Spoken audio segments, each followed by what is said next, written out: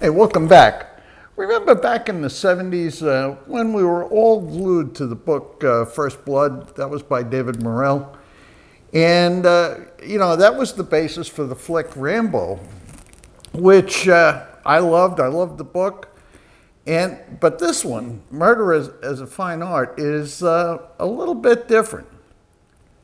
Now, David Morrell absolutely is great at spinning out pulse-pounding thrillers. This time, though, what he did was he traded jungle warfare for Victorian London's foggy alleys in Murder as a Fine Art. Now, don't worry, it's got plenty of action.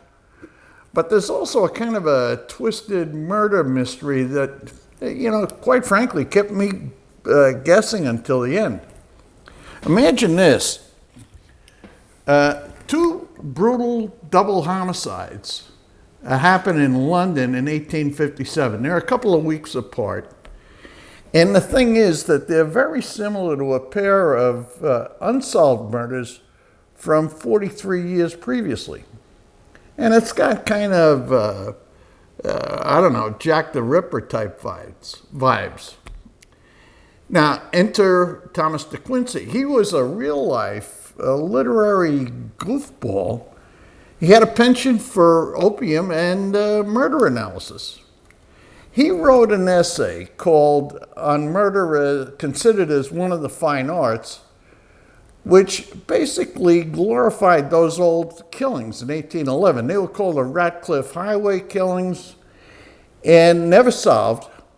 But now he's the prime suspect in these new ones. So, his writing kind of got him into a little bit of trouble. Now, to clear his name, De Quincey teams up with his daughter Emily, who's a little, too modern for my taste, and a couple of Scotland Yard detectives. Now, together, they're on the hunt for the killer who was inspired by De Quincey's essay. Now, of course, the plot is how they solve both sets of murders, the 1811 ones and the 1857 ones.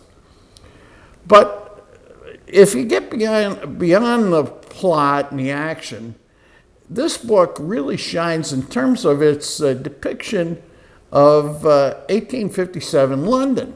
You can smell the rot, the stink, the sewers, everything. You can hear what people are saying about the Irish, about Catholics, about how diseases are transmitted, how they get their news. So it kind of transports you back to that time. You really feel like you can smell and hear all this stuff. Now, maybe your eyebrows get raised because this daughter, De Quincey's daughter, Emily, might be a little bit too modern for her era.